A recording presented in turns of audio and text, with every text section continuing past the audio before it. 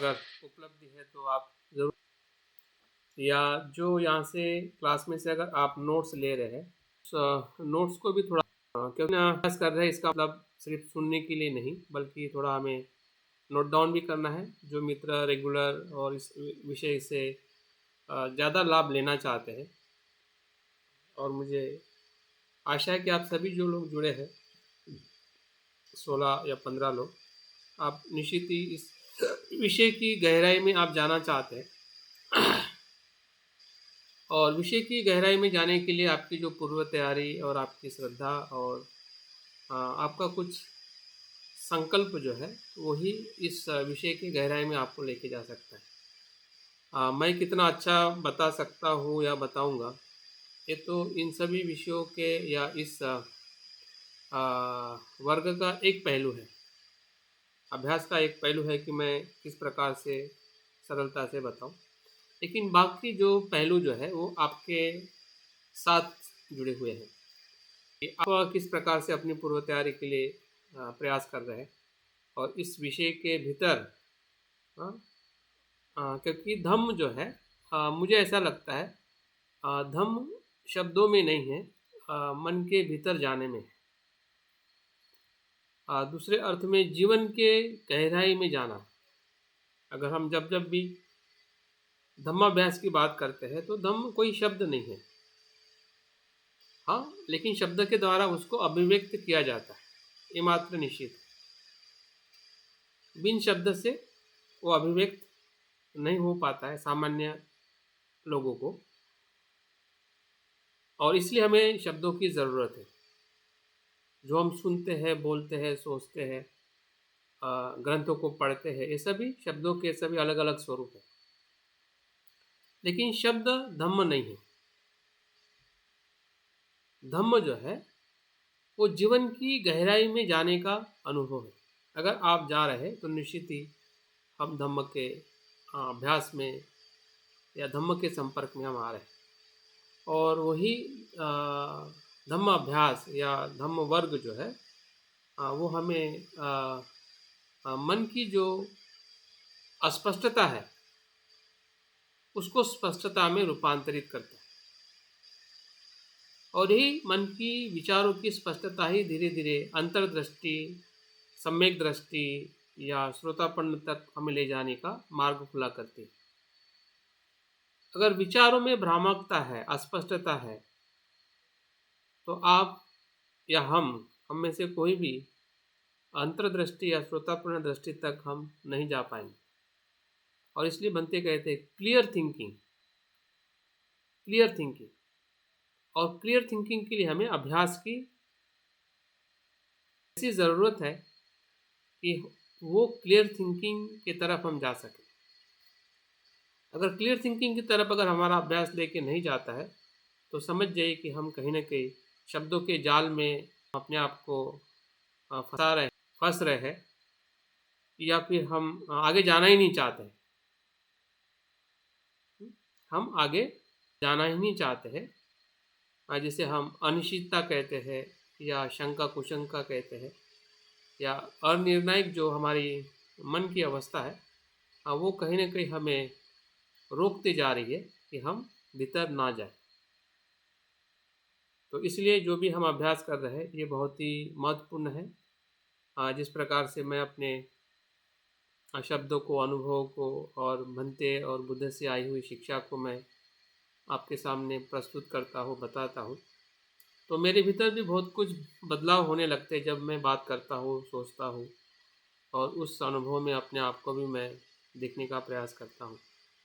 तो ये एक मेरा अनुभव जो बनते और संघ के अध्ययन से या मेरे स्वयं के कुछ चिंतन से जो अभिव्यक्त हो रहा है, वो कहीं ना कहीं अभिव्यक्ति आपके भीतर भी कुछ निर्माण करने के लिए या आपके भीतर भी ऐसा अनुभव लाने के लिए मदद करने के लिए मदद कर सकती है या कर रही है, जिसके कारण हम बार बार ऐसे वर्ग के माध्यम से हम इकट्ठा होकर मित्र का अभ्यास हो या बौद्ध धर्म की जो भी शिक्षाओं का हम चिंतन और मनन करने का प्रयास करते हैं।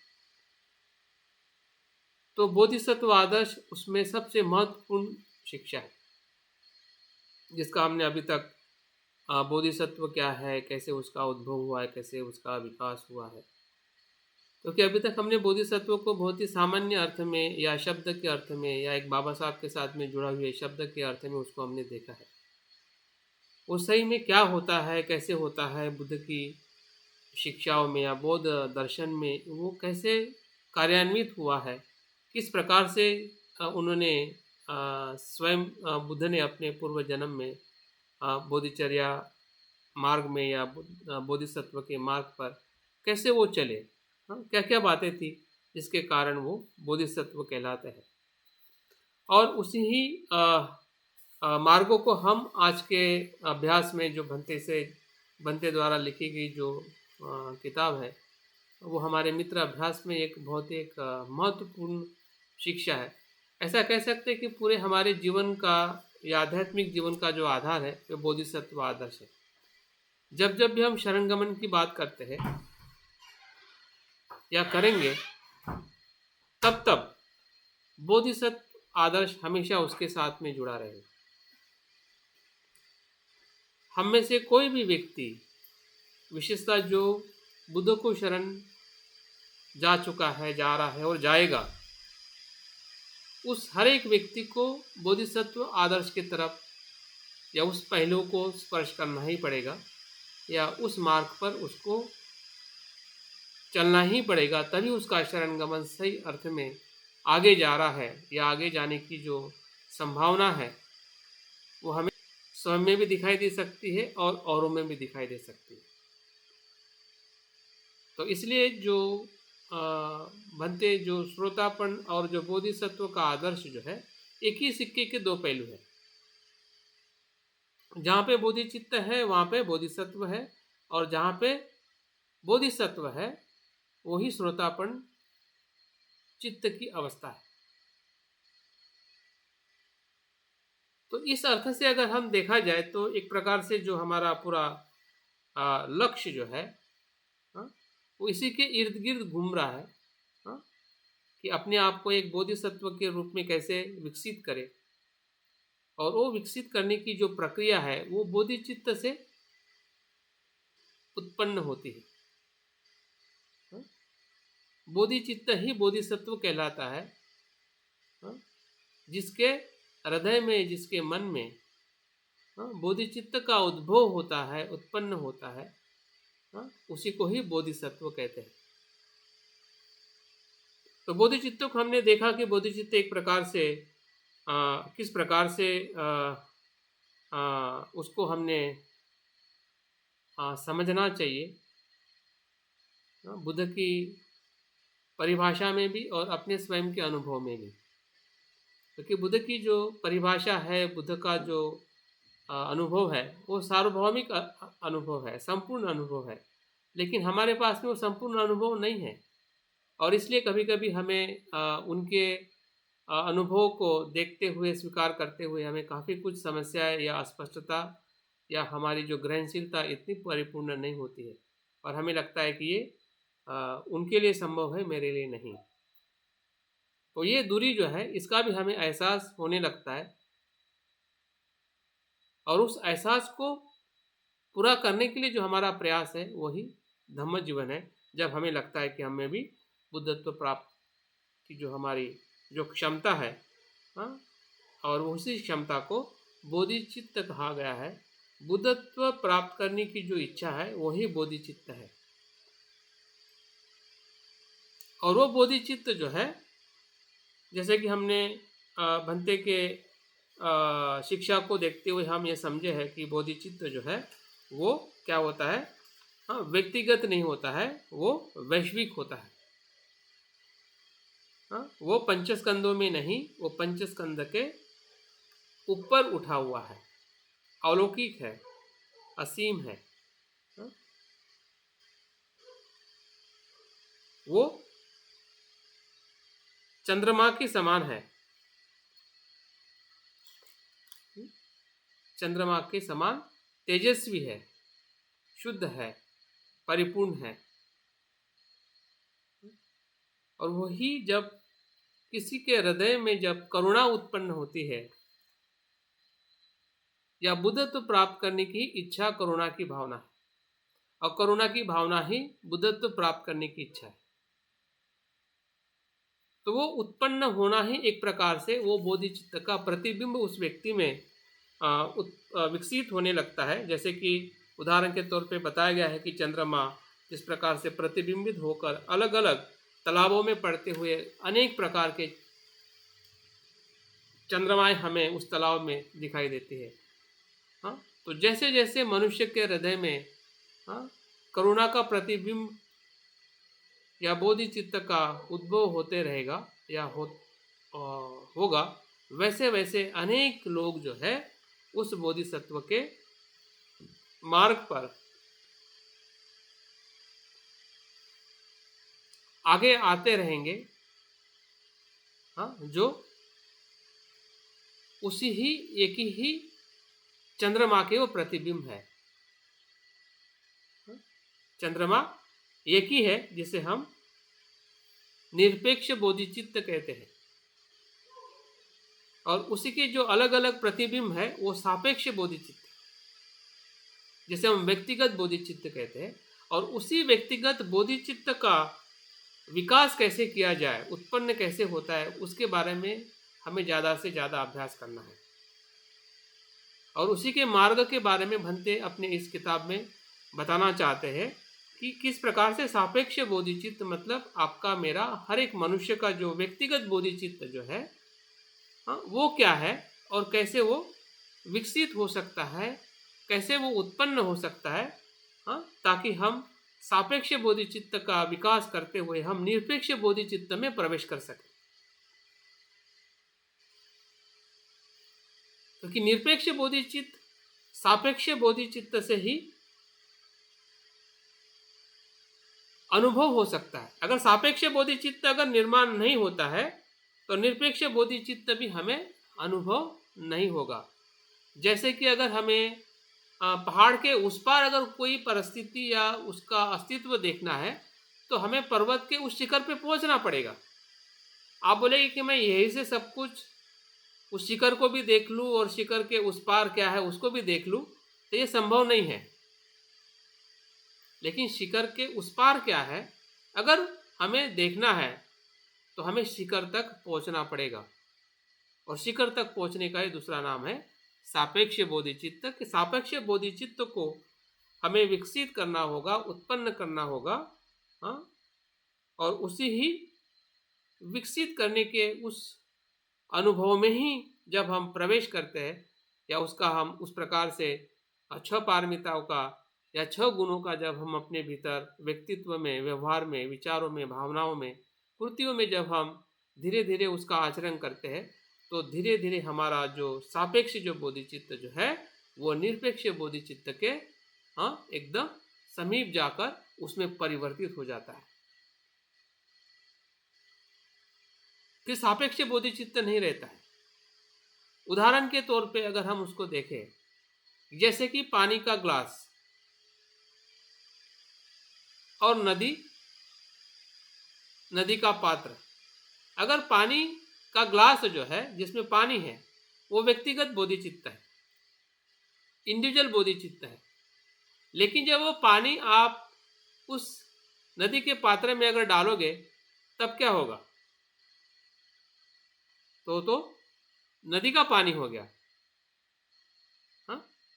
नदी का पानी हो गया, वो तो अनंत पानी है, असीम पानी है।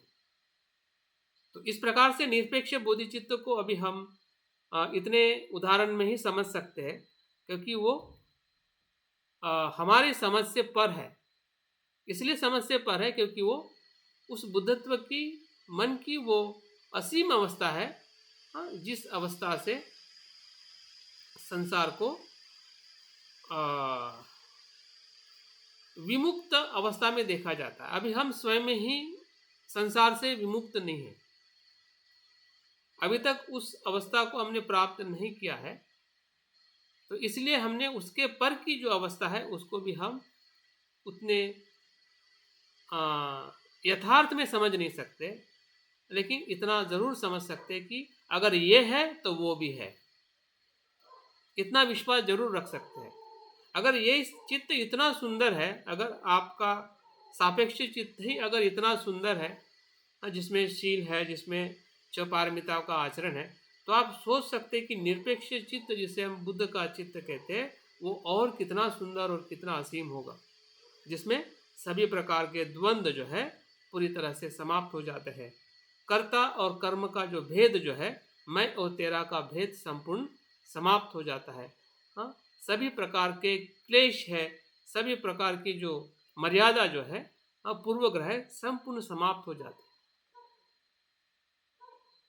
वो है निरपेक्ष बोधिचित्त। लेकिन उस निरपेक्ष बोधिचित्त की तरफ प्रवेश करने में हमें सापेक्ष बोधिचित्त को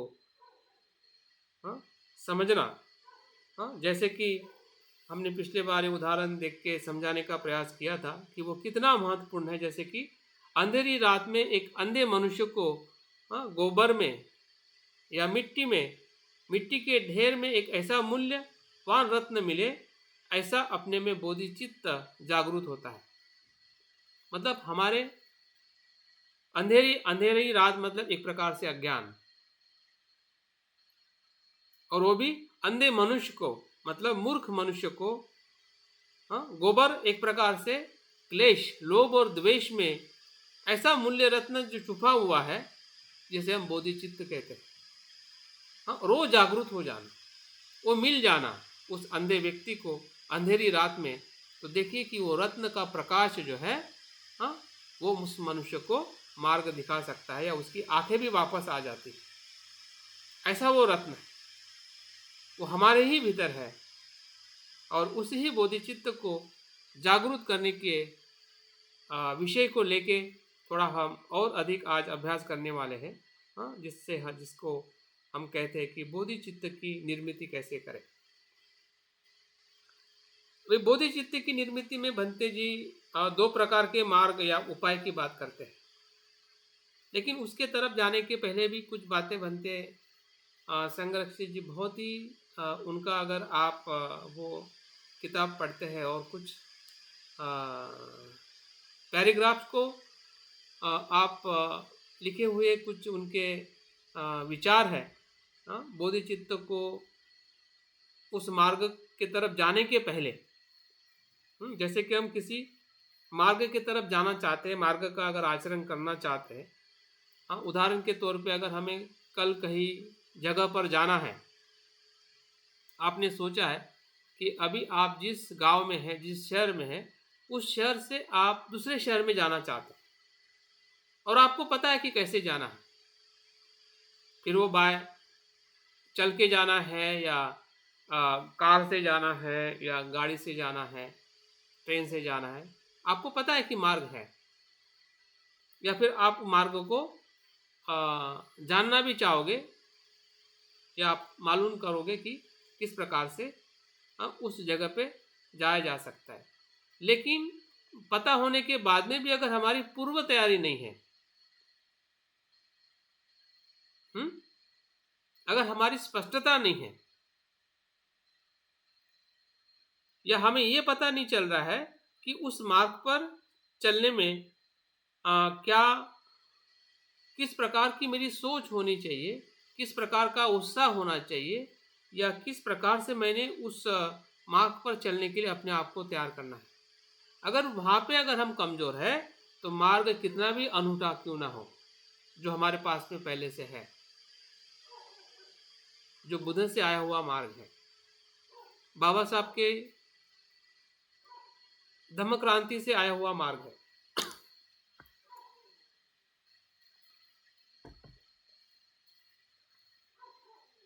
संघ से मिली हुई शिक्षाओं का मार्ग। लेकिन फिर भी हम कहाँ पे और क्यों पीछे हैं, या क्यों हम पीछे रहते हैं, तो उसके कुछ मुद्दे मैंने इसमें निकाले हैं, बहुत महत्वपूर्ण है। कि मुझे पढ़ते पढ़ते मुझे भी ऐसा ही लग रहा था कि हमारे पास में इतना अच्छा खजाना है, इतने अच्छे श्रेष्ठ रत्न है, लेकिन फिर भी हम कहाँ पे गलती कर रहे हैं। वो एक उदाहरण देके समझाना चाहते हैं। मतलब अन्य धर्म में और बौद्ध धर्म में ईश्वर और बुद्ध, इसमें क्या तफावत है, या किस प्रकार से जो मुस्लिम हो, क्रिश्चियन हो या हिंदू हो, जिस प्रकार से वो ईश्वर को मानते हैं या ईश्वर की इच्छा रखते हैं कि ईश्वर है, ईश्वर से मेरा कल्याण होगा या ईश्वर से मुझे सुख मिलेगा, इस बात पे उनका पूरा विश्वास होता है। लेकिन भंते आगे ये कहते हैं कि ईश्वर के प्रति जो उनकी एक अभिलाषा है, एक अपेक्षा है, सुखी होने की, अपने जीवन में सुख प्राप्त करने की, लेकिन उनके पास में स्वयं की अंतर्दृष्टि नहीं है और ना ही उनके पास जीवों के प्रति या मनुष्य के अस्तित्व के प्रति करुणा है। ये बात ध्यान से सुनिए।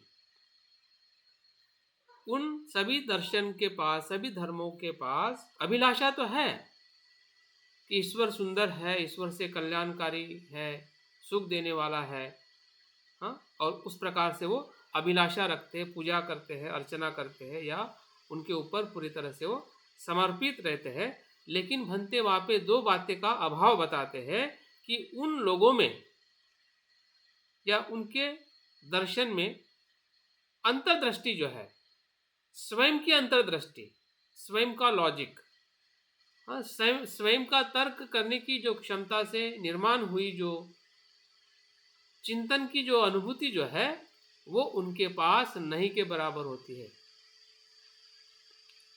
और दूसरा, सभी जीव मात्रा के प्रति उनकी करुणा नहीं होती। उनकी करुणा अपने सिर्फ धर्म के लोगों के ही प्रति रहेगी, या देश के प्रति रहेगी, समाज के प्रति रहेगी, लेकिन संसार के सभी जीवों के प्रति उनकी जो करुणा की भावना इतनी शुद्ध और व्यापक नहीं होती, और उसी को ही ईश्वरवाद कहा जाता है।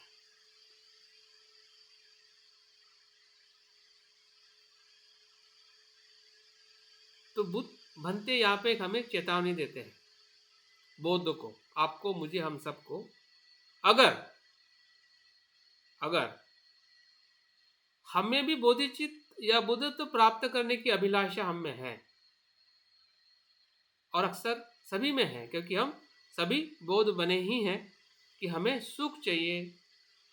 जिस बुद्ध को हम देखते हैं, महसूस करते हैं, तो हमें सुखी होने की इच्छा होती है, हमें भी बुद्ध जैसा होने की इच्छा होती है। लेकिन उस इच्छा में, उस अभिलाषा में अगर स्वयं की अंतर्दृष्टि नहीं है और जीवों के प्रति अगर करुणा का भाव नहीं है, तो भंते यहाँ पे बताना चाहते हैं कि हम भी ईश्वरवादी के मार्ग में ही प्रवेश कर लेते हैं। अगर हमें बुद्ध की शरण जाने की श्रद्धा है, लेकिन उस श्रद्धा के साथ अगर स्वयं की अंतर्दृष्टि का अगर हम विकास नहीं कर पा रहे हैं या कमजोर है, या वहाँ पे हमारा बिल्कुल नहीं के बराबर ध्यान है, हम सब कुछ बुद्ध के ऊपर ही छोड़ रहे हैं कि बुद्ध ही होंगे, बुद्ध ही करेंगे, बुद्ध के साथ मेरी जो अभिलाषा है, श्रद्धा है, वही सब कुछ करेगी, तो समझ जाइए कि हम बुद्ध को भी क्या एक प्रकार से ईश्वर ही मान रहे हैं।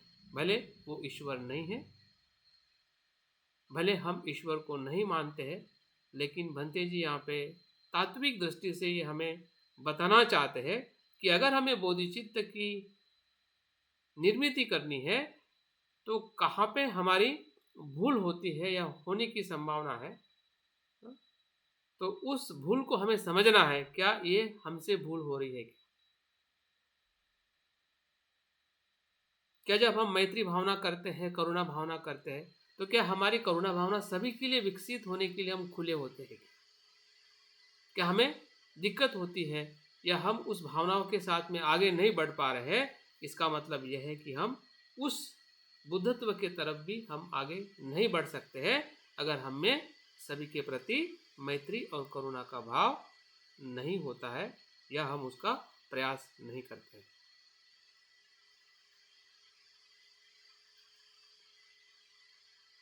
और इसलिए भंते उसी ही चैप्टर में या उसी ही लेख में वो बताते हैं कि बोधिचित्त जागरूक होना ये केवल कोई आकस्मिक घटना नहीं है। हम ऐसा वेट एंड वॉच नहीं कर सकते कि कुछ मेरे जीवन में घटित हो जाएगा। हाँ, ऐसा कुछ होने वाला नहीं है। क्यों नहीं होने वाला है? क्योंकि बौद्ध धर्म जो है संसार में हर एक घटने वाली घटना का कुछ न कुछ आधार होता है, तभी वो घटना घटित होती है।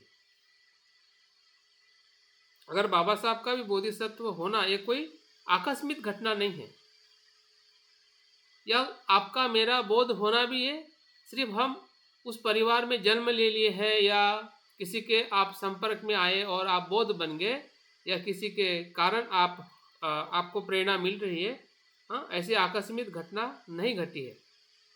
अगर घटी है ऐसा लग रहा है तो उसको आप गहराई में देखें। हाँ, कि बाबा साहब बोध बने इसलिए हम बोध बने, ऐसा हम मान रहे हैं, तो एक प्रकार से वो अकस्मात घटना के साथ हम जुड़े हैं। हम समझ नहीं पा रहे हैं कि हम बौद्ध क्यों बने हैं। उसके पीछे जो प्रतीत समुत्पाद का जो कारण जो है, जितने प्रमाण में हमें जो बाहर कारण दिखाई दे रहा है, उतने ही प्रमाण में हमारे भीतर भी कुछ ऐसा कारण है जिसके कारण हम बौद्ध बने हैं, जिसके कारण हम धम्म जीवन को आगे बढ़ाने के लिए हम प्रयास करें। अगर ऐसा नहीं है तो एक प्रकार से ऐसा होगा कि हम अपने नसीब और ईश्वर की इच्छा से हम कर रहे हैं। हमें ऐसा लगा कि बाबा साहब की इच्छा इसलिए मैं बौद्ध बना हूँ, या हमारा इस समय में जन्म हो गया क्योंकि हमारे नसीब में था इसलिए मुझे सब कुछ मिला है। ऐसा नहीं है। अगर हमारा जन्म भी हुआ है, हमें जो अनुकूल अगर परिस्थिति मिली है, तो उसके पीछे प्रतीत्य समुत्पाद का आधार है। उसको हमें महसूस करना पड़ेगा, ढूंढना पड़ेगा, तब जाके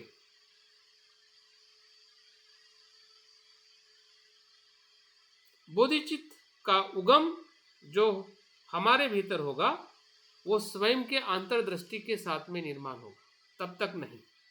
अगर हम हमेशा अपने अच्छे होने के लिए अगर हम बाहर के परिस्थिति को ही अगर हम ज़्यादा प्रमाण में या पूरी तरह से अगर हम समर्पित हो रहे हैं कि उनके कारण ही हमें ये सब कुछ अच्छा मिला है, हाँ, तो एक प्रकार से वो नसीब और ईश्वरवाद की इच्छा के तत्व के आधार पर हम सोच रहे हैं, तो उस सोच में बोधिचित्त निर्माण नहीं हो सकता है। और इसलिए बनते बोधिचित्त निर्माण होने के पहले जो बात बताना चाहते हैं, हाँ, कि हमने पहले इस पर हमने हमारे जो स्पष्टता है, हाँ, या उसके पूर्व तैयारी में हमने अपने विचारों को या धम्म जीवन की जो कुछ भी हमारी स्पष्टता है, भूमिका है कि हम बौद्ध बने हैं, या हम इस मार्ग पर चल रहे हैं, या इस बोधिसत्व के मार्ग पर अगर मुझे चलना है, तो मेरे पास में क्या स्वयं की अंतर्दृष्टि बढ़ रही क्या? मुझे विश्वास है कि सभी में स्वयं की अंतर्दृष्टि निर्माण हुई है, लेकिन निर्माण होना और बढ़ने में फर्क है। जन्म होना और उसका विकास होना, अगर जन्म होके अगर वहीं पे रुकी हुई है तो इसका मतलब अंतर्दृष्टि हमारी बढ़ नहीं रही है। तो अंतर्दृष्टि को हमने निरंतर बढ़ाते रहना चाहिए, ताकि हम अपने अस्तित्व को अपने स्वयं के अनुभव से समझ सके, नहीं कि औरों के अनुभव से। जब तक हम स्वयं के अनुभव से अस्तित्व को नहीं देखेंगे, तब तक हमारे भीतर जो करुणा का भाव जो है, जो बोधिचित्त के उत्पत्ति के लिए सबसे महत्वपूर्ण तत्व है। और आगे बनते इस बात को बताते हैं कि बोधिचित्त कब उत्पन्न होता है? जब स्वयं की अंतर्दृष्टि और जीवों के प्रति समान करुणा का भाव या एहसास अनुभव नहीं होता है, तब तक बोधिचित्त का उत्पाद नहीं होता है। और इसलिए बनते शुरुआत में ही कहते हैं कि बोधिचित्त ये कोई इच्छा नहीं है, इच्छा के साथ वो बहुत कुछ है। इच्छा, अभिलाषा सिर्फ एक पहलू है। हाँ, बोधिचित्त की अभिलाषा, महत्वाकांक्षा, हाँ, ये अभिलाषा एक मात्र एक पहलू है। हाँ, लेकिन वही बोधिचित्त नहीं है। बोधिचित्त तब उत्पन्न होता है जब स्वयं की अंतर्दृष्टि में बदलाव होता है। स्वयं की अंतर्दृष्टि से हम जब अस्तित्व को देखते हैं, महसूस करते हैं, हाँ, उसके स्वभाव को, हाँ, जानने का हम चिंतन से है, ध्यान से है, अभ्यास से है, हाँ, उस बात को हम सकारात्मक और प्रज्ञा से जब उसको हम देखते हैं, तब जाके सभी जीवों के प्रति समान करुणा का भाव या एहसास जब हमारे मन में उत्पन्न होता है, हाँ, तभी बोधिचित्त उत्पन्न होने की प्रक्रिया में आगे आता है। और उसके कुछ बनते उदाहरण भी बताते हैं। सामान्य तौर पे बोधिचित्त की पूर्व तैयारी में हमारे जो किए हुए जो पुण्य कर्म है या पुण्य कार्य है, कुशल कर्म है, हमारी जो मित्रता है, संगति है, वातावरण है, संघ का वातावरण है, हाँ, अभ्यास का वातावरण है, शिविरों का वातावरण है, या आध्यात्मिक कुल में जो हमें कल्याण मित्रता का जो अनुभव होता है, ये सभी जो अनुकूल परिस्थितियाँ जो है, और इसलिए बनते अगर कल्याण मित्रता को इतना महत्व देने का कारण यही है, क्योंकि कल्याण मित्रता सभी जो हम एकत्रित रहते हैं, ये हमारी जो मित्रता होती है, हाँ, वो मित्रता एक दूसरे को बोधिचित्त उत्पन्न करने के लिए मदद करती है। और इसलिए जिस प्रकार से बुद्ध कहते हैं कि कल्याण मित्रता संपूर्ण आध्यात्मिक जीवन है, वो इस अर्थ से वो संपूर्ण आध्यात्मिक जीवन है, क्योंकि वो जो कल्याण मित्रता का जो अनुभव जो है, वो बोधिचित्त उत्पत्ति के लिए मदद रूप होता है।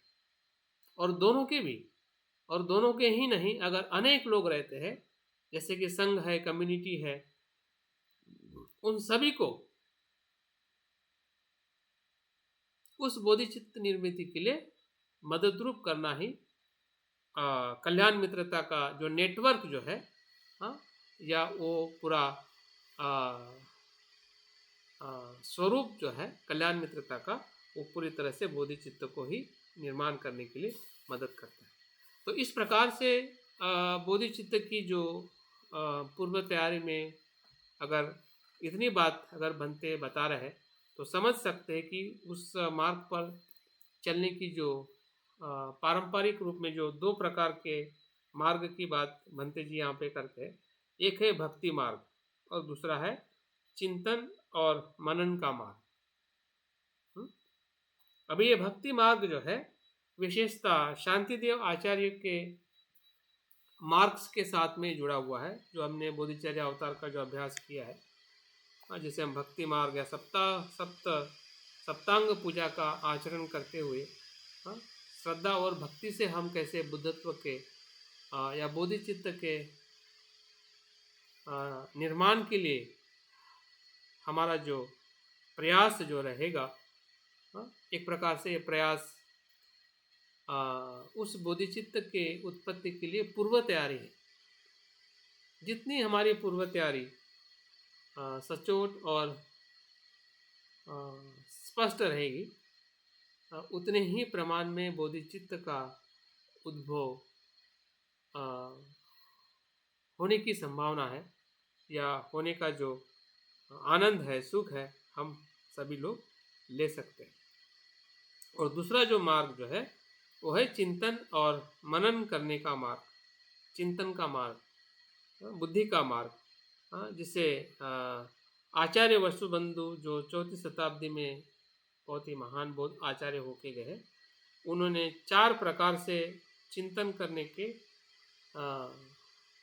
मार्ग बताए हैं। 4 प्रकार से अगर हम चिंतन करते हैं तो हमारे भीतर बोधिचित्त की निर्मित हो सकती है, एक तो भक्ति मार्ग से या चिंतन मार्ग से। तो दोनों मार्ग का हमने अनुसरण करने का हमारे संघ में बताया गया है। जब जब भी हम श्रद्धा के मार्ग पर चलना चाहते हैं तब हम बोधिचित्त के उत्पत्ति को विकसित करने के लिए जो 7 प्रकार की जो पूजा है, 7 प्रकार के अंग जो है उसका हम अध्ययन करते हैं, अनुभव करते हैं, और उसके माध्यम से हमारे भीतर की जो बुद्ध या बोधिचित्त के निर्मित के लिए जो एक वातावरण है, आधार है, वो बनाने का हम प्रयास करते हैं, और हमें बोधिचित्त उत्पत्ति का हमें उसमें अनुभव होने लगता है कि बोधिचित्त किस प्रकार से हमारे भीतर प्रतिबिंबित होता है, या उसका अनुभव हम ले सकते हैं।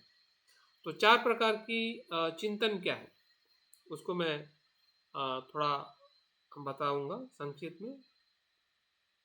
पहला जो चिंतन जो है, बुद्धों का स्मरण करना। जितने भी बुद्ध हुए हैं भूतकाल में, जैसे कि दीपंकर है, इस वर्तमान के सिद्धार्थ गौतम है, आने वाले मैत्रेय बुद्ध है, या उसके अलावा भी जो भी बुद्ध होके गए हैं, हाँ, उनके जीवन चरित्र का या जीवन गाथा का चिंतन करना, मनन करना, ये एक पहला मार्ग है, ताकि हम जो बुद्ध हो चुके हैं उनके होने के अस्तित्व पर हमें विश्वास हो कि अगर उन्होंने प्राप्त किया है भूतकाल में, वर्तमान में और भविष्य में, तो मैं भी कर सकता हूँ।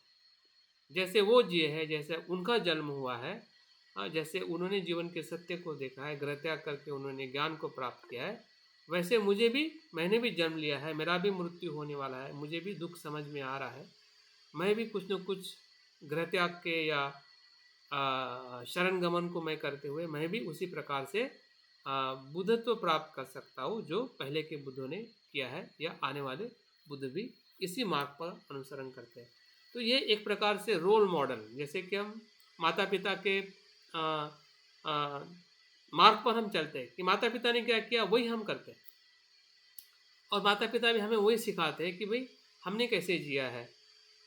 हमने बड़े होके हमने काम किया है, शादी की है, बच्चे पैदा किए, बच्चे की पढ़ाई की है, घर बनाया, धन कमाया है, पद कमाया है, इज्जत कमाई है।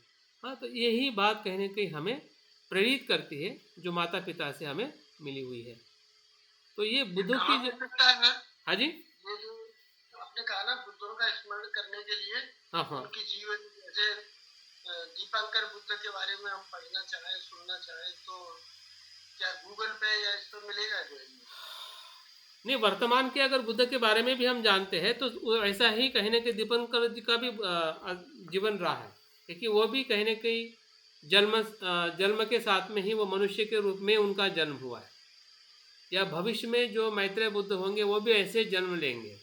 ठीक है, जो सिद्धार्थ गौतम बुद्ध ने जो एक बालक के रूप में या बोधिसत्व के रूप में जन्म लिया है, और उनके जीवन की घटनाओं का स्मरण, मतलब ये महत्वपूर्ण है। जीवन की घटना जैसे उनके साथ में घटित होती है वैसे ही मेरे साथ में घटित हो रही है, या उसी घटनाओं को मैंने प्रेरणा लेनी चाहिए कि जिस प्रकार से बुद्ध के जीवन में जन्म से लेकर मृत्यु तक या महापरिनिर्वाण तक जो भी उन्होंने अपने जीवन में संघर्ष किया है, या उन्होंने फिर मार विजय प्राप्त करना हो, या फिर अध्ययन करना हो, या 10 पारमिता का आचरण करना हो, या ज्ञान प्राप्त करना हो, ज्ञान प्राप्त करने के बाद लोगों के हित और कल्याण के लिए धम्म का प्रचार प्रसार करना हो, ये सभी जो घटनाएं जो है बुद्ध के जीवन से, ये वसुबंधु जी कहते हैं कि ये स्मरण करने से हमारे भीतर भी ऐसे होने की जो एक क्षमता जो सुप्त है, भीतर है लेकिन बाहर नहीं है। लेकिन जब हम ऐसे बुद्ध के जीवन के प्रति जब हम संवेदनशील होते हैं, चिंतनशील होते हैं, तो हमारे भीतर भी कुछ न कुछ ऐसी क्षमताओं का अनुभव होने लगता है। क्यों? क्योंकि हम भी उसी ही प्रवास से आ रहे हैं जो प्रवास बुद्ध ने अपने जीवन में किया। हमें असामान्य नहीं लगता है जब हम उस प्रकार से बुद्ध के जीवन की घटना को देखते हैं। असामान्य जब लगेगा कि जब उनके जीवन से हमारा जीवन कहीं भी जुड़ा नहीं है, जबकि जन्म से लेके दुख का अनुभव हो या जीवन का अनुभव हो या जीवन के सुख की खोज का अनुभव हो, हम भी तो वही कर रहे हैं। तो ये एक प्रकार से जो साम्यता जो है, उसका अगर हम चिंतन करते हैं तो उनके जैसे बनने की जो क्षमता है ये विकसित होने लगती है। आप देखिए कि जो मनुष्य विकसित हुआ है, मनुष्य से सीख के ही विकसित हुआ है।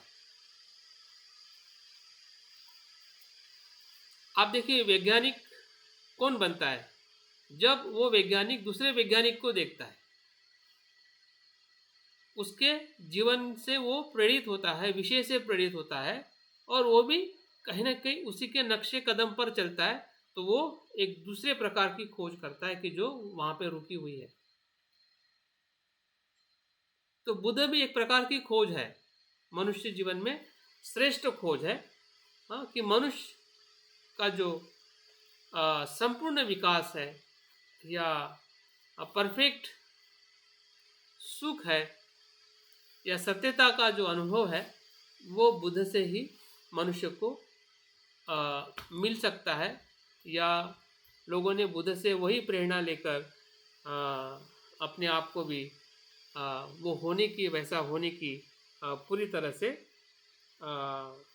प्रयास किया है, जिसके कारण बुद्ध आज पूरे विश्व में एक सूरज की तरह वो लोगों को प्रेरित कर रहा है कि किस प्रकार से जीवन में सत्यता को अनुभव करना चाहिए।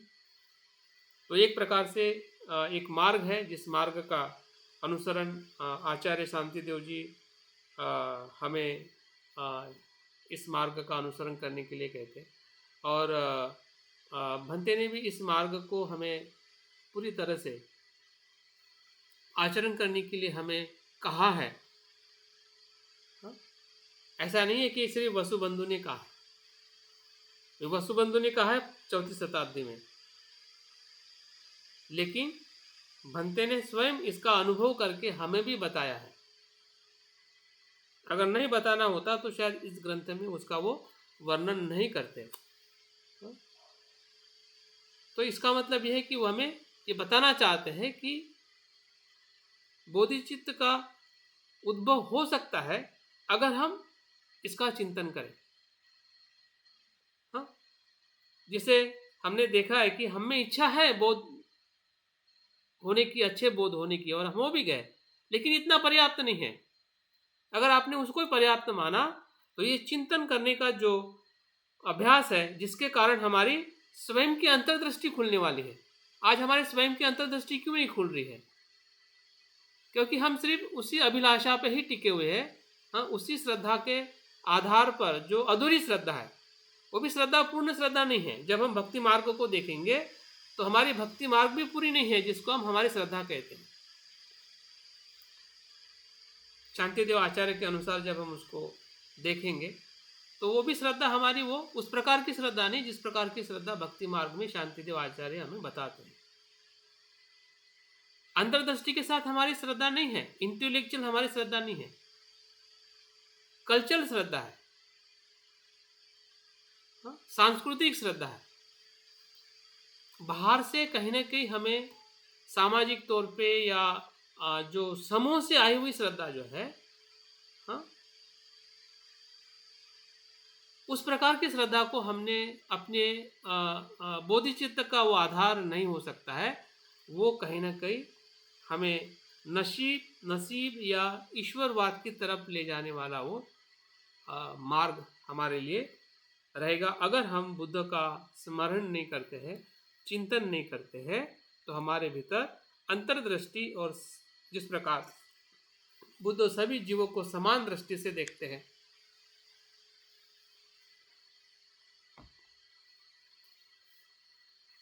जो भी व्यक्ति बुद्ध के पास जाता है या बुद्ध किसी के भी पास जाते हैं, फिर वो प्राणी हो, पक्षी हो, इवन वृक्ष हो, जंगल हो, स्त्री हो, पुरुष हो, राजा हो, रंग हो, कुरूप हो सुंदर हो, या पापी हो या पुण्यवान हो, सभी प्रकार के जो लोग हैं सभी के प्रति बुद्ध की करुणा है। तो उस करुणा भाव को हम जब बुद्ध के जीवन को या उनके चरित्र को पढ़ते हैं तो हमें भी कहीं ना कहीं उस भावना से हमें भी वैसे होने का हमें लाभ मिलता है। और हमने देखा है कि चिंतन का दूसरा अर्थ ही है कि किसी विषय को अपने मन से धारण करना, विषय के तत्व को ग्रहण करना मतलब चिंतन। उसके भीतर जो तत्व है उसको ग्रहण करना मतलब चिंतन। और उस चिंतन से जो हमें लाभ मिलेगा तो उससे निश्चित ही हमारी अंतर्दृष्टि और करुणा दोनों का भी विकास होने की पूरी संभावना है। हाँ, क्योंकि आचार्य वसुबंधु ने उसका स्वयं आचरण किया और उस समय के जो बौद्ध प्रजा थी या जो समाज के जो बुद्ध की शिक्षा को मानने वाले जो लोग थे उनको भी उन्होंने उस प्रकार की शिक्षा दी है। तो वो चीज़ कहीं ना कहीं हमें अपने इस मार्ग का अनुसरण करते हुए हम अपने बोधिचित्त को उत्पन्न कर सकते, निर्माण कर सकते। दूसरा जो मार्ग है या दूसरा जो तत्व जो है जो वसुबंधु आगे बताते हैं वो है सांसारिक अस्तित्व के दोषों को देखना। सांसारिक अस्तित्व जिसे हम कंडीशनल रियलिटी कहते हैं, एग्जिस्टेंस कहते हैं। सांसारिक मतलब संसारिक और सांसारिक मतलब कंडीशनल मतलब जो स्वतंत्र अस्तित्व नहीं है। हाँ, जो अस्तित्व स्वतंत्र नहीं है उस अस्तित्व के दोषों को देखना। तो दोष क्या है? जिसे हम अस्तित्व के 3 लक्षण कहते हैं वही उसके दोष है। दोष का मतलब कमियां। हाँ, दोष का मतलब यहाँ पे अस्तित्व के गुण धर्म, कैरेक्टरिस्टिक्स। संसार की जो भी कंडीशनैलिटी हो, फिर वो अंदर की हो या बाहर की हो। अंदर की मतलब शरीर में जो भी हमारे अंग है या हमारे विचार है, भावना है, कल्पना है, ये सब अंदर की हमारी प्रॉपर्टीज है। शारीरिक, मानसिक, भावनिक जो भी आप उसको कहते अंदर की प्रॉपर्टी, वो अंदर का अस्तित्व है। अभी बाहर का अस्तित्व जो इंद्रियों से आपको दिखाई देता है वो बाहर का अस्तित्व। इसको और दूसरे पहलू से हमने देखना चाहिए कि फिर वो कुशल हो या अकुशल हो। कभी कभी हम कुशल को ही स्वीकार करते, अकुशल को हम स्वीकार नहीं करते। दोस्त को स्वीकार करते, शत्रु को स्वीकार नहीं करते। क्यों नहीं करते शत्रु को स्वीकार?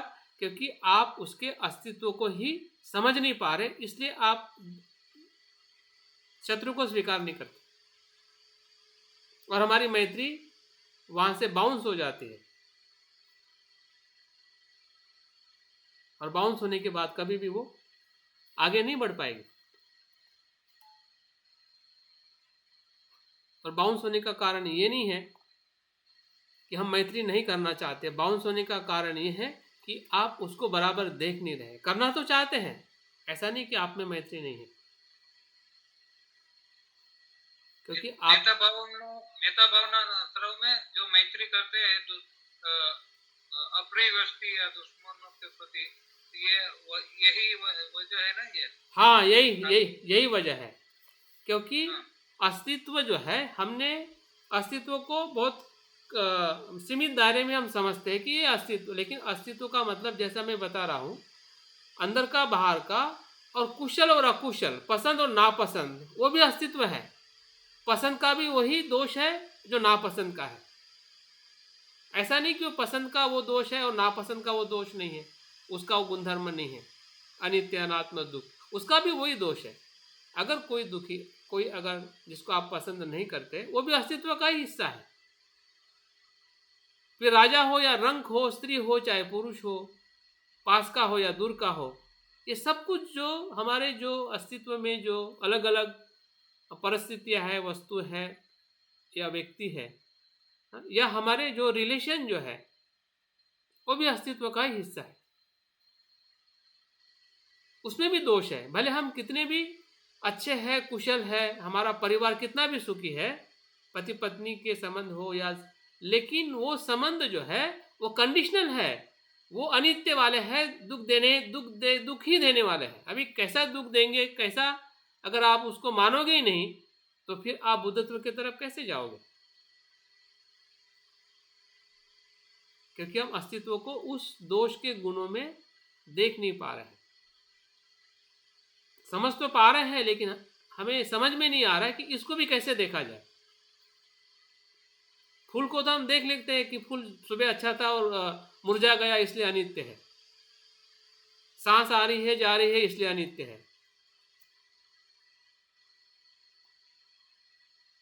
लेकिन सांस और आ रही है, जा रही है, हाँ, दोनों जो आना जाना और दोनों का जो उसका स्वभाव है, हाँ, वो अनात्म है, अनित्य है।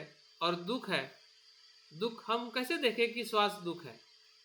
सांस दुख तब है कि जब आप या हम ये कहते हैं कि मैं सांस ले रहा हूं, तब वो दुख है। हाँ? जब उस सांस को मैं के आधार पर देखा जाता है, शरीर को मैं के आधार पर देखा जाता है, तब वो दुख है। उस अर्थ से वो दुख है।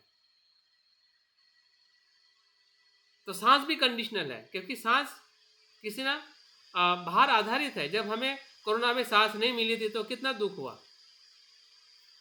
क्योंकि वो कंडीशनल है। सांस लेना भी आपकी बॉडी की कंडीशनैलिटी है। जो बाहर होगा वही आपको मिलेगा। प्रदूषित वायु होगा तो प्रदूषित ही मिलेगा।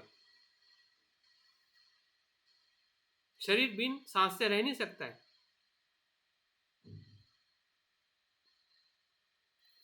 तो जो भी अस्तित्व जो है, जिसे हम अगर एक शब्द में कहें कि पंचस्कंद,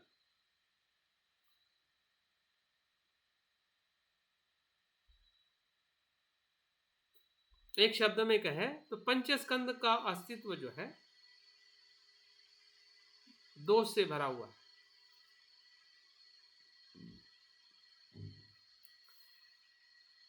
और इस दोष को देखते देखते ही हमारे भीतर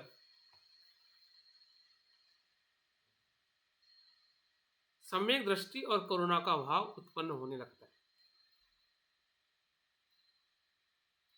अब देखिए, सिद्धार्थ ने जब दुख को देखा तो क्या हुआ?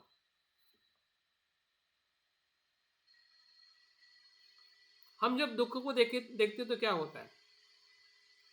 करुणा निर्माण होती है। लेकिन करुणा कब निर्माण होती है? जब उसको आप सम्यक दृष्टि से देखते हैं, तब करुणा निर्माण होती है। सम्यक दृष्टि से नहीं देखोगे, फिर वो हमारे संबंध हो, शरीर हो, मन हो, विचार हो, अंदर का हो, बाहर का हो, अगर सम्यक दृष्टि से हम नहीं देखेंगे तो वो करुणा निर्माण नहीं होती है। एक तो वो दया निर्माण होगी, या फिर टेम्पररी जो हमारा जो सुख जो है, कुशलता का जो सुख हमें मिला है, वो हम छोड़ना नहीं चाहेंगे। जैसे हम कह सकते हैं कि कुशल कर्म के परिणाम में या विपाक में हम फंस जाएंगे।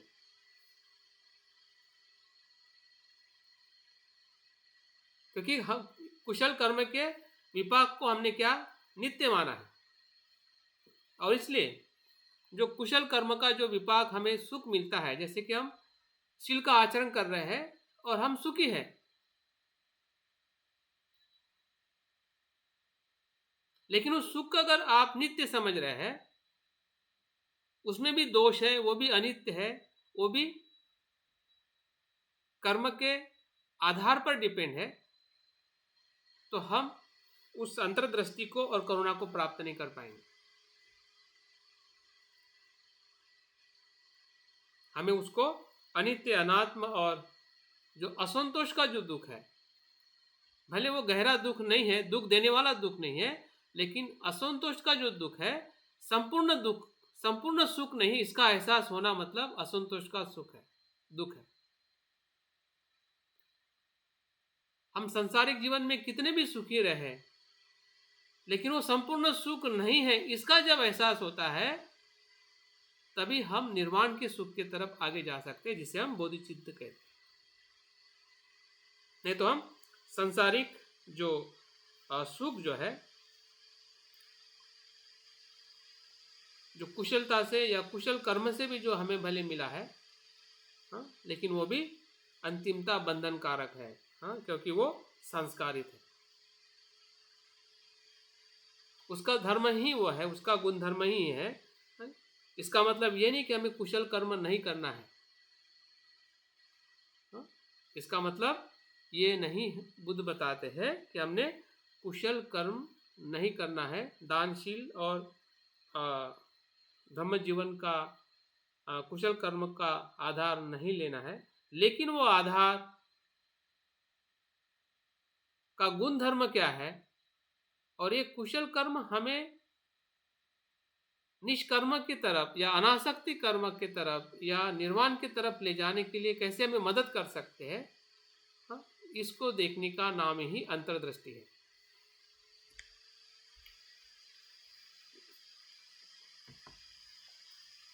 अगर थोड़ा थोड़ा अगर हमें समझ में आता है, जरूरी नहीं है कि हमें एक साथ में सब कुछ समझ में आए।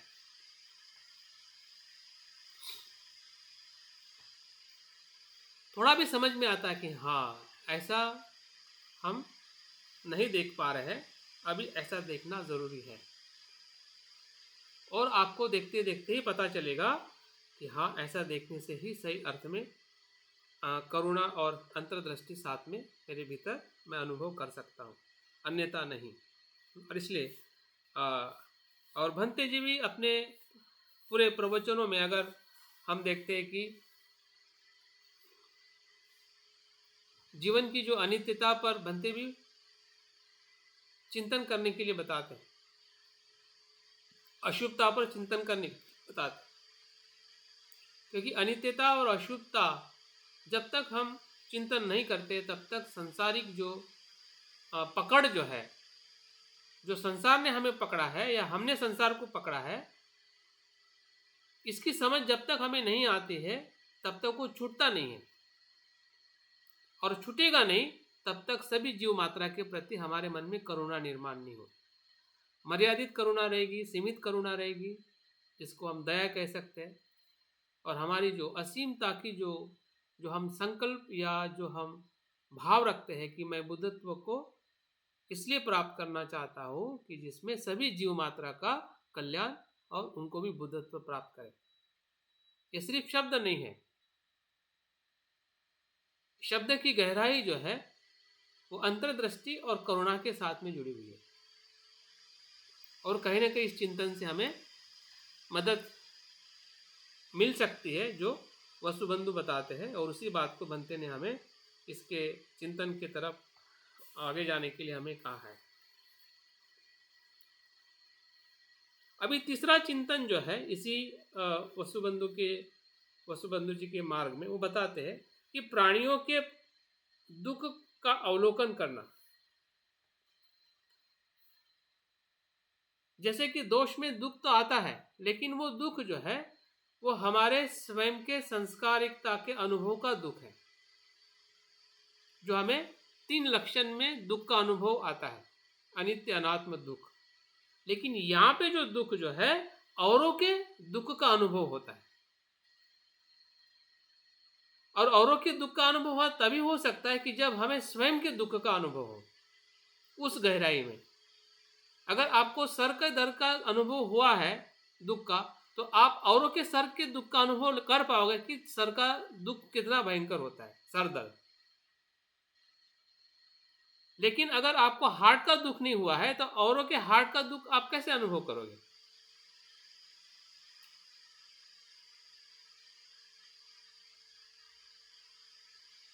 अगर हमें असंतोष होने का अगर दुख अनुभव नहीं हो रहा है, असमाधान का अगर दुख नहीं अनुभव हो रहा है, तो औरों के मनुष्य जीवन में, प्राणियों के जीवन में भी हम असंतोष के दुख का अनुभव नहीं करेंगे, और नहीं होगा तो करुणा निर्माण नहीं होगी।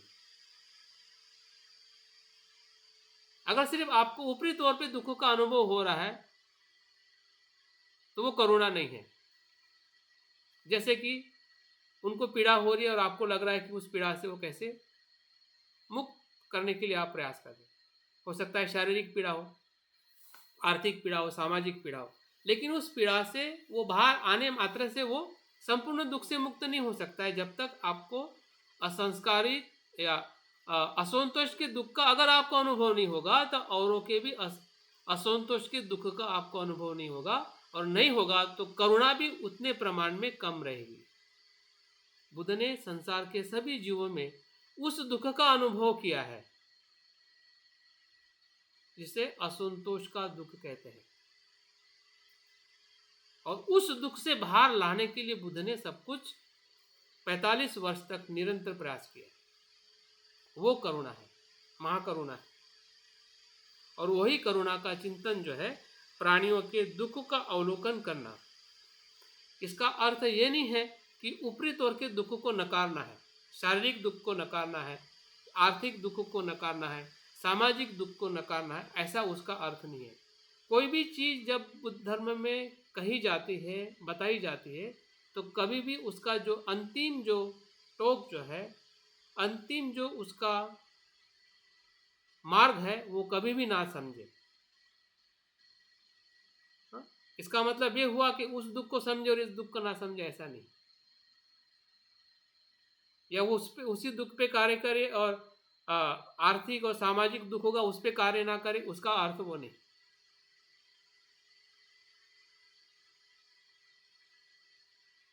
सभी प्रकार के दुख पे कार्य करना है। और इसलिए बाबा साहब के जीवन में भी अगर हम देखते कि बाबा साहब ने सभी दुख का अनुभव किया था, और तभी जाके धीरे धीरे उन्होंने जो हमारी जो बेसिक नीड है, बेसिक जो हमारी समस्या है, उसको धीरे धीरे धीरे धीरे धीरे समाधान करके वो अंतिम जो आध्यात्मिक जो दुख था, उस दुख से मुक्त करने के लिए बाबा साहब ने हमें बुद्ध की आध्यात्मिक शिक्षा दी है।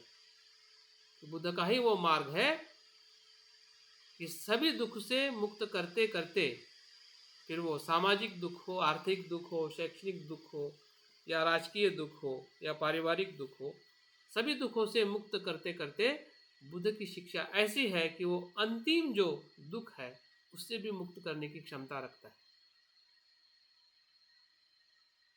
जिसे मन की गुलामी से मुक्ति। वो तभी संभव है कि जब हम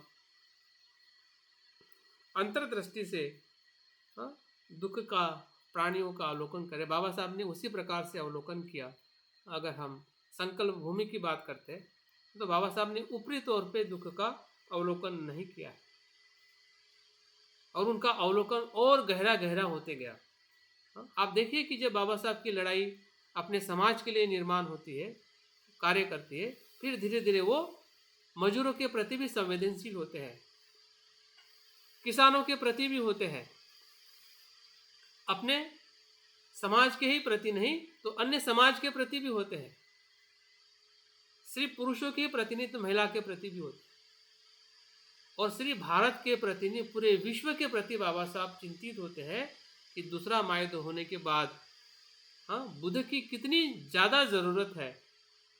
अगर आपको दूसरे महायुद्ध में शायद मैं पढ़ा तो मुझे भी बहुत आश्चर्य लगा था कि बाबा साहब कितने कारुणिक थे, कितने मतलब दूरदृष्टि वाले थे कि जब दूसरा महायुद्ध छेड़ा था तो उसके पीछे सबसे महत्वपूर्ण कारण था लोकशाही, हुकुमशाही को स्थापित करने का युद्ध था। कुछ देश जो है हुकुमशाही को लाना चाहते थे और जो उसके अगेंस्ट में जो युद्ध कर रहे थे वो लोकशाही को स्थापित करना चाहते थे। और जब अंग्रेजों का भारत में राज्य था, उनका साम्राज्य था, तो भारत में से जब दूसरे महायुद्ध में मदद करने के लिए जब अंग्रेज तैयार होते हैं और बाबा साहब उसको क्यों प्रतिसाद देते हैं, जबकि गांधी और कांग्रेस कहते हैं कि जब तक आप हमें आज़ादी नहीं दोगे तब तक हम आपको किसी प्रकार की भी हमारी सेना या हमारा जो भारत के लोग मदद नहीं करेंगे। लेकिन बाबा साहब क्यों मदद करना चाहते हैं? क्योंकि बाबा साहब देखते हैं कि अगर भारतीय लोगों ने अगर इस युद्ध में मदद नहीं करेगा और दूसरा जो पक्ष अगर जीत जाता है तो पूरे विश्व में लोकशाही की जगह पे हुकुमशाही आ सकती है। और बाबा साहब चाहते थे कि इस संसार में लोकशाही जीवित रहे, और इसलिए बाबा साहब अपने लोगों को, जो महार बटालियन होती है या युद्ध लड़ने के लिए बाबा साहब ब्रिटिश गवर्नमेंट में सहमति दर्शाते। ये बाबा साहब की वो दिव्य दृष्टि थी कि समाज में किस प्रकार के बदलाव की ज़रूरत है। फिर बाबा साहब का काठमांडू का भी अगर प्रवचन हम देखते हैं कि बुद्धा और कार्ल मार्क्स, ये सबसे श्रेष्ठ बाबा साहब की विचारधारा या उनका दर्शन है कि किस प्रकार से वो बुद्ध को बताते हैं कि मार्क्स से भी ज़्यादा बुद्ध का अस्तित्व इस संसार को हिंसा से बचाने वाला मार्ग हो सकता है, क्योंकि पूरा संसार अभी हिंसा की तरफ बढ़ते जा रहा था, क्योंकि हर एक मनुष्य, हर एक समाज, देश के हर एक लोग जो है स्वतंत्र, समता, बंधुत्व के मार्ग पर आगे बढ़ रहे थे, लेकिन वो हिंसा के मार्ग पर आगे बढ़ रहे थे। और इसलिए बाबा साहब को ये जो विश्व युद्ध होने की कगार पे है ना, ये सारे देश, तमाम लोगों की मृत्यु हो रही है जिनका कोई वो नहीं है, तो यहाँ पर भी एक मानवता और ये कट्टरता की विचारधारा है। हाँ, बिल्कुल बिल्कुल ऐसा ही है, जिसे हम कैपिटलिज्म कहते हैं या सत्ता का विस्तार है, या कुछ बातों के प्रति जो ऑर्थोडॉक्स जो है कि जीवन की परवाह न करते हुए मनुष्य के अस्तित्व को पूरी तरह से नकार के जो लोग पॉलिसी या कोई डिसीजन लेते हैं, उसी के कारण संसार में हिंसा, युद्ध और इस प्रकार का आतंक फैला हुआ है। तो प्राणियों की शिक्षाओं के अलावा दूसरा कोई विकल्प नहीं है ये संसार में समाधान और सुखकारी जीवन जीने का, कितने भी युद्ध करें लोग। मतलब बुद्ध के अलावा हाँ, केवल और केवल बुद्धिज्म का जो इंसानियत का मार्ग है ना, हाँ, वही परिकल्प है, बराबर सही है, पर्याय वही है, क्योंकि वही मतलब मनुष्य को सभी हिंसा से या आतंक से या युद्ध से बचा सकता है। तो वो बात कभी कभी युद्ध होने के बाद में लोगों के ध्यान में आते, जिस प्रकार से सम्राट अशोक का उदाहरण है। तो ये हमारे चित्त के ही ऐसे अकुशल कर्म हैं जो लोगों की हिंसा या घात करता है, लेकिन उस परिस्थिति का सामना करने के बाद या कुछ बातों को अनुभव करने के बाद कहने के फिर से मनुष्य का हृदय ही बदल जाता है। और कहीं ना कहीं वही तो बोलना चाहिए, ये जो बात आप कह रहे हैं ना आज के परिप्रेक्ष्य में, कि जो मतलब कट्टरतावादी विचारधारा है, चाहे तो एक उदाहरण के लिए मुसलमान को ले लो, वो कहता है कि जो अल्लाह की बात को मानता है वो ठीक है, बाकी सब काफिर हैं और उनको हलाक कर देना पुण्य का कार्य है, ऐसा कहते, इसलिए सारे मुसलमान एक हो जाए, ऐसी बात करता है, और सारे विश्व में केवल मुसलमान रहे और कोई नहीं रहे। अब उसी तरह की बात हमारे भारत के अंदर भी, ये जो हिंदू बात कहते हैं ना, ये उसी तरह का कट्टरवाद है। तो इन जहां जिस देश में भी, चाहे वो काले गोरे का हो या कुछ हो, तो ये जो रेस है वो मानवता को हानिकारक खत्म कर देने की बात है। और उसी में ही बुद्ध की शिक्षा ही ऐसे सभी कट्टरवाद हो या पूंजीवाद हो या जो भी, बुद्ध की शिक्षा ही सबका इलाज है। बिल्कुल बिल्कुल बिल्कुल, बाहर लाने के लिए ये इलाज है। राइट। तो आज के समय में बुद्धिज्म का बहुत बहुत ही महती आवश्यकता है। बिल्कुल सही है। तो प्राणियों के दुख के अवलोकन का जो आचरण जो है अ, एक प्रकार से हमारे भीतर करुणा का भाव जो है विकसित करने के लिए हमें मदद करता है। अभी कभी कभी करुणा करते समय हम काफ़ी पीड़ित भी होते हैं, जैसे कि अगर आज हमें ऐसे अ, आक्रमण चल रहा है, युद्ध चल रहा है, आतंक चल रहा है, तो ऐसे में हम किस प्रकार से करुणा को विकसित करें, हाँ, किस प्रकार से हम अपनी करुणा भावनाओं को अनुभव करें, जिसके कारण हम अपने भीतर उस तत्व का हम अनुभव कर सकते हैं। क्योंकि जो दुख जो है को समझने का साधन जो है वो अंतर्दृष्टि, और अंतर्दृष्टि को समझने का साधन जो है वो प्रतीति समुत्पाद, और प्रतीति समुत्पाद का जो अनुभव जो है जब हम समाज में देखते हैं, उनके अकुशल मन के किए हुए कर्म ही तो आतंक है। आतंक क्या है बताइए? हिंसा क्या है?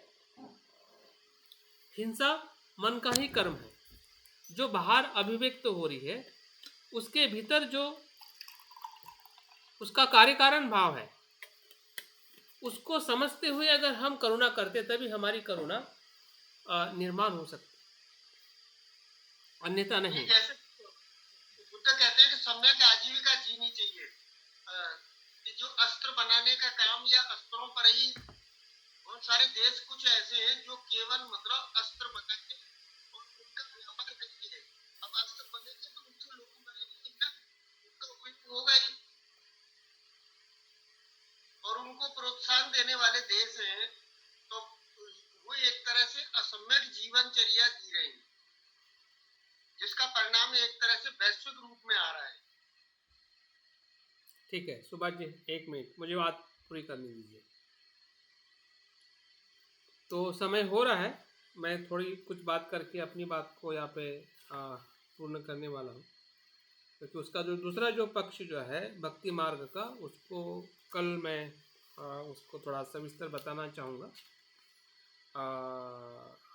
तो चौथा जो तत्व जो है वो पहले के साथ में ही जुड़ा हुआ है, जैसे कि बुद्ध का स्मरण करना, वैसा ही चौथे इसमें हमें वसुबंधु जी बताते हैं तथागत के गुणों का मनन और चिंतन करना।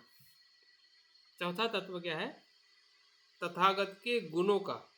पहले इसमें बुद्ध के जीवन गाथा का, इसमें गुण है। जिस गुण के अंदर हम 9 प्रकार के बुद्ध के गुण देखते हैं, इतिपिसो भगवा अरहन सम्मा संबुद्धो विद्याचरण संपन्न, और उसके अलावा भी जो भी गुण 100 हजार जितने या लाखों, या ऐसा कहते हैं कि बुद्ध के गुण अनंत जो तारे हैं उससे भी कहीं गुना बुद्ध के गुण हैं। लेकिन उसको अगर हम संक्षिप्त में कहते हैं तो भंते ने भी 3 गुणों का ज़्यादा जिक्र किया है, वो है प्रज्ञा, करुणा और वीर्य। प्रज्ञा, करुणा और वीर्य। तो अगर हम इस 3 गुणों का या उसके अलावा भी जो गुण हमारे चिंतन में आते हैं, हाँ, क्योंकि हर एक गुण तथागत में, बुद्ध में हम देख सकते हैं,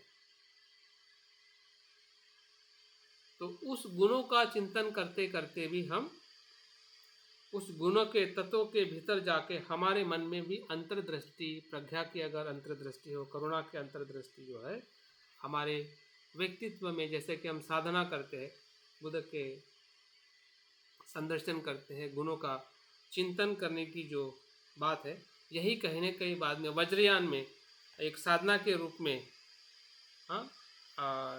विकसित होते हुए हमें दिखाई देती है।